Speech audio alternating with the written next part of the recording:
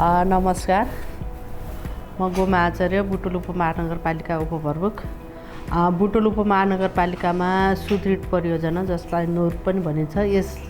योसँग बुटुल उपमहानगरपालिकाले केही समय यता हामी समन्वय र सहकार्य गरिरहेका छौँ र यो अन्तर्गत काम गर्दै जाँदाखेरि सुदृढ परियोजनाले विशेष गरेर बुटुल उपमहानगरपालिकामा आर्थिक समृद्धिका निम्ति, जसरी बुटुल उपमहानगरपालिकाले समुन्नत बुटुल सफल आर्थिक केन्द्र भनेर आफ्नो नारालाई अगाडि सारेको छ, त्यही विषय अन्तर्गत रहेर सुदृढ परियोजनाले बुटुलको आर्थिक विकासका निम्ति विभिन्न किसिमका कार्यक्रमहरूमा सहयोग गरेको छ। त्यो गर्दै गर्दाखेरि जस्तो सहकारी अहिले नेपाल सरकारको 3 खम्बे अर्थनीतिको रूपमा समेत सहकारी परेको छ र त्यो अन्तर्गत सहकारीको माध्यमबाट विभिन्न सहकारीहरूमा गएर त्यो आर्थिक समृद्धिका निम्ति आर्थिक उपार्जनमा जोडिने हिसाबले त्यस्ता किसिमका सहकारीहरूले पनि त्यस्ता किसिमका योजनाहरू ल्याउनुपर्छ भन्ने हिसाबले सहकारीलाई विशेष गरेर व्यावसायिक बनाउने उद्देश्यले समेत त्यस्ता किसिमका तालिमहरू दिने काम र त्यो सहयोग गर्ने कामहरू गरेको छ। त्यस अन्तर्गत सहकारी मार्फतै हामी कौशी खेती तरकारी पनि सञ्चालन गर्ने र टोल विकास संस्थाहरूलाई समेत कौशी खेती तरकारी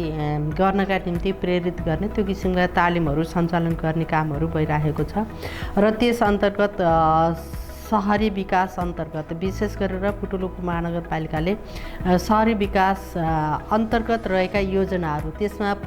कतिपय पूर्वाधारका योजनाहरू छन्। पूर्वाधारमा टेक्निकल कुराहरू, कतिपय कानुनी कुराहरू हुन्छ, त्यसलाई व्यवस्थापन गर्नका निम्ति पनि यो सुदृढ परियोजनाले सहयोग गरेको छ र यसमा डिपिआर निर्माणका कुरा, EIA गर्ने कुराहरू र यसमा विशेष गरेर पूर्वाधार सम्बन्धी कार्यविधिहरू बनाउने कुराहरू, सहरी पूर्वाधार अन्तर्गत सहरी विकास कार्यक्रम अन्तर्गत पनि त्यो किसिमले काममा सहयोग गरेको अवस्था छ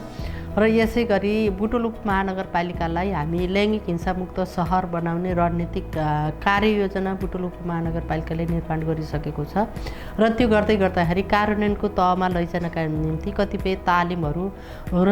आम नागरिकलाई सचेतना गराउने कुराहरूमा पनि सुदृढ परियोजनाले सहयोग गरेको छ र यो गर्दै गर्दाखेरि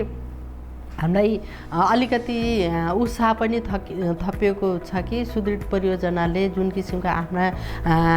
कार्यविधि गतिविधिहरू नगरपालिकाको योजना अनुसार सहयोग गर्नुपर्छ भन्ने हिसाबले जुन किसिमको साथ सहयोग दिएको छ, यसले हामी उत्साहित पनि रहेका छौँ र त्यो गर्दै गर्दाखेरि कोभिड-19 को बेलामा समेत एउटा भनौँ न सुदृढ परियोजना र बुटुल उपमहानगरपालिका हामी एउटै परिवारको सदस्यको रूपमा पनि हामी अगाडि बढेको मैले आफूले त्यो किसिमले महसुस गरेको छु र गर्दै गर्दा यहाँ आएका कतिपय समस्याहरूको बारेमा हामीले पनि केही गर्नुपर्छ भनेर कतिपय योजनाभन्दा बाहिर तर हामीले गरिराखेका कामहरू, आपतकालीन अवस्थामा आएका कामहरूलाई पनि हामी गर्नुपर्छ भन्ने हिसाबले आफै प्रस्ताव राखेर सहयोग गरेको पनि उदाहरण छ। जस्तो कोभिडकै बेलामा हामी सुत्केरी महिलाहरूलाई घरबेड कार्यक्रम योजनाबद्ध हिसाबले हाम्रो थियो नै, तर कोभिड प्रभावित सुत्केरी महिलाहरूलाई पनि त्यो किसिमले सहयोग गर्ने कुराहरू, अन्य राहत उपलब्ध गराउने कुराहरू पनि हाम्रो भएको छ र त्यस अनि सँगसँगै हामीसँग राजस्वका कतिपय क्षेत्रहरूमा पनि अब त्यसको योजना बनाइदिने कुराहरू, त्यसका टेक्निकल सपोर्टहरू गर्ने कुराहरूमा पनि सुदृढ परियोजनाले हामीलाई त्यो किसिमले सहयोग गर्दै आएको छ र हामीले भोलिका दिनहरूमा पनि जुन किसिमले अहिले सुदृढ परियोजनासँग अघि पनि मैले भने एक किसिमको एउटा परिवारको सदस्यको हिसाबले नग र मासुको जस्तो सम्बन्ध भएको म आफूले महसुस गरेको छु र भोलिका दिनमा पनि त्यो हिसाबले व्यवस्थापन हुन्छ भन्ने आशामा पनि छु म।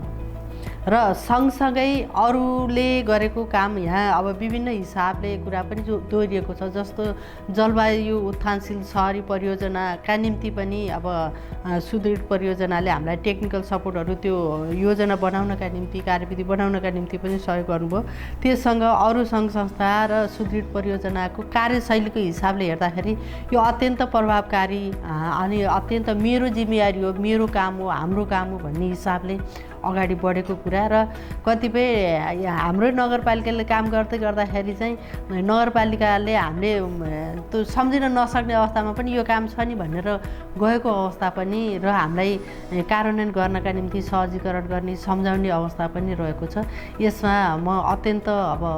भनौँ न उत्साहित पनि छु र सुदृढ परियोजनाप्रति आभारी पनि छु। धन्यवाद। यो 2019 को सेप्टेम्बरमा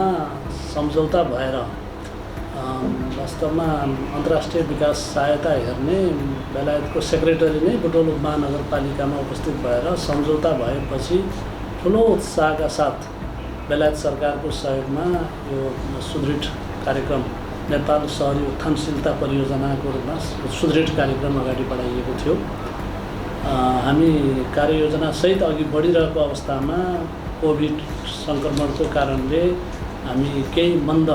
हुनुपर्ने र अब फिल्डका कामहरूमा अलिकति टाइम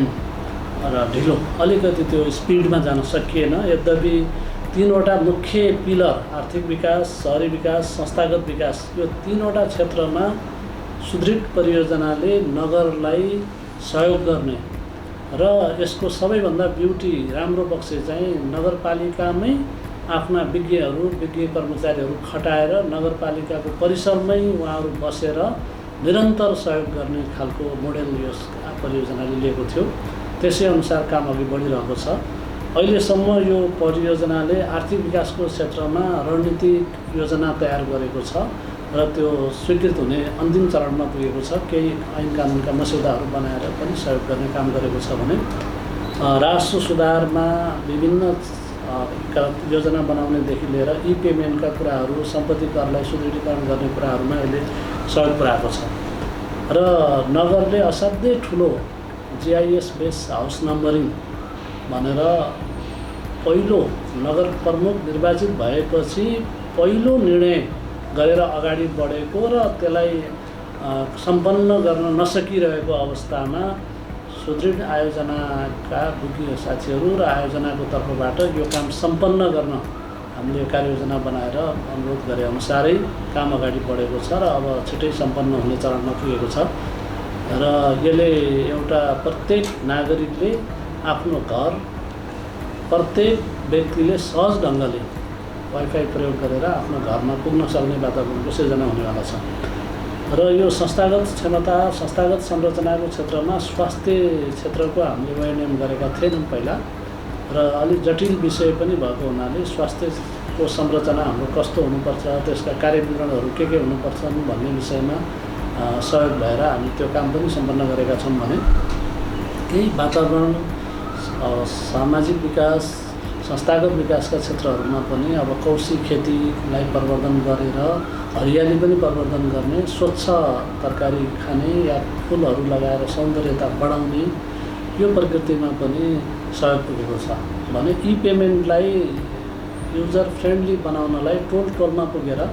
टोललाई सजग बनाउने, उहाँहरूलाई तालिम दिने, कसरी प्रयोग गर्ने भन्ने विषयहरू सिकाउने जनप्रतिनिधिदेखि लिएर टोलका चाहिँ पदाधिकारीसम्ममा पुगेर यसको जानकारी दिने काममा अगाडि बढेको छ भने कोभिडको विशेष अवस्थामा मान्छेहरू घरमा बसिरहँदा या घरको परिवारको सदस्य विदेशमा रहेर भएको पीडा र छटपटीबाट मान्छेलाई सहज जीवनयापन गर्न सहज गर्ने हिसाबले मनोसामाजिक परामर्शका कामहरू पनि यही बिचमा सम्पन्न भएको छ। कोभिड कालमै पनि त्यसरी मनोसामाजिक परामर्श दिने काम हो भने कुनै पनि मान्छे सुविधाबाट वञ्चित हुन नपरोस् भन्ने हिसाबले पनि विभिन्न खालका परामर्शका कामहरू अगाडि बढाएको छ र आर्थिक विकासको पाटोमा निजी क्षेत्र, सहकारी र सरकार तिनै पक्षलाई एकै ठाउँमा राखेर कार्ययोजना सहितको रणनीतिक योजना बनेको छ जुन कुरा भोलि कार्यान्वयनमा लाँदाखेरि धेरै अगाडि बढ्न सकिन्छ भने पूर्वाधार विकासमा ठुलो चेन्ज ल्याउन सक्ने र जलवायु परिवर्तनको हिसाबले समेत साह्रै महत्त्वपूर्ण योजना कपरकट्टी बैठुलिया तालको DPR सम्पन्न भएको छ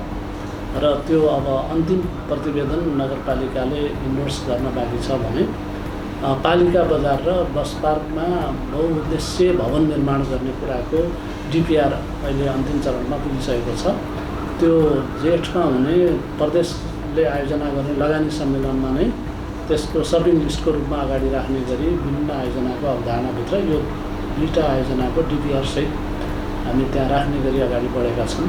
यसमा सहयोग पुऱ्याएको छ र मलाई लाग्छ नगरपालिकाको नेतृत्व, नगरपालिकाको स्वामित्वमा रहेर यो आयोजनाले नगरमा नै बसेर, नगरको कार्यालय परिसरमै बसेर जुन ढङ्गले इन्टरनलाइज भएर काम गरेको छ, यो एउटा साह्रै सुन्दर पक्ष,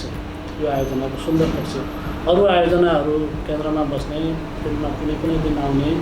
र आएर सुझावहरू मात्रै दिएर चाहिँ हिँड्ने खालका प्रकृतिका चाहिँ सफ्टवेयर बेसिस आयोजनाहरू त्यस्तो हुने गरेकोमा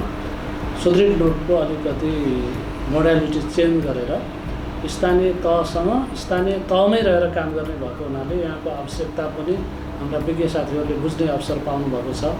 लोकल गभर्नेन्स कसरी अगाडि बढ्ने रहेछ, लोकल गभर्नेन्सका च्यालेन्जहरू के रहेछन्,